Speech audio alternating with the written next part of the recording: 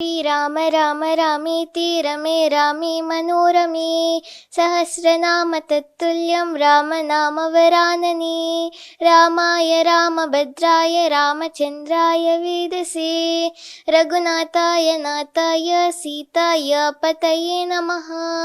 श्रीराम राम रामेति रमे रामे मनोरमे सहस्रनाम तत्तुल्यं रामनामवरानने रामाय रामभद्राय रामचन्द्राय वेदसे रघुनाथाय नाथाय सीताय पतये नमः।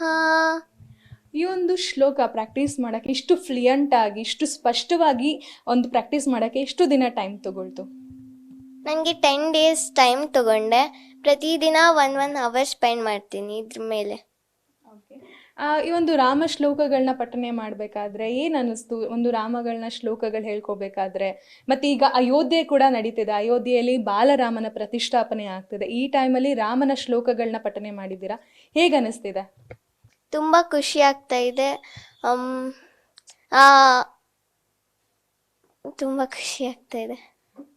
ಓಕೆ, ಈ ಒಂದು ಬಾಲರಾಮನನ್ನು ನೋಡಿದ್ಯಾ? ಅದು ಒಂದು ಆ ಫೋಟೋ ಈಗ ವೈರಲ್ ಆಯಿತು. ಈ ಮೂರ್ತಿ ಆಗಿರ್ಬೋದು, ಅದು ನಮ್ಮ ಕನ್ನಡದವರೇ ಮಾಡಿರೋ ಅಂಥದ್ದು, ಅದ್ರ ಬಗ್ಗೆ ಏನಾದರೂ ಗೊತ್ತಿದೆಯಾ ನಿಮಗೆ?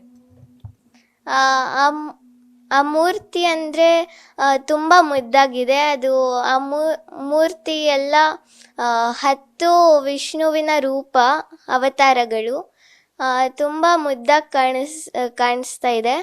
ಮತ್ತು ಇಡೀ ವರ್ಲ್ಡಲ್ಲೇ ನಮ್ಮ ಇಂಡಿಯಾದಲ್ಲಿ ಮಾತ್ರ ಈ ಒಂದು ಮೂರ್ತಿಯನ್ನು ನೋಡ್ಬೋದು ನಾವು.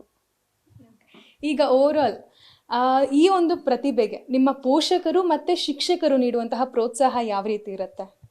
ನಾನು ಫಸ್ಟಲ್ಲಿ ಇಂಡಿಯಾ ಬುಕ್ ಆಫ್ ರೆಕಾರ್ಡ್ಸ್ ಮಾಡಿದ್ದೆ, ಮಿರರ್ ರೈಟಿಂಗ್ ಟಾಪಿಕ್ ತಗೊಂಡು. ಅದರಲ್ಲೂ ತುಂಬ ಸಪೋರ್ಟ್ ಮಾಡಿದ್ರು ಟೀಚರ್ಸ್ ಮತ್ತು ಪೇರೆಂಟ್ಸ್.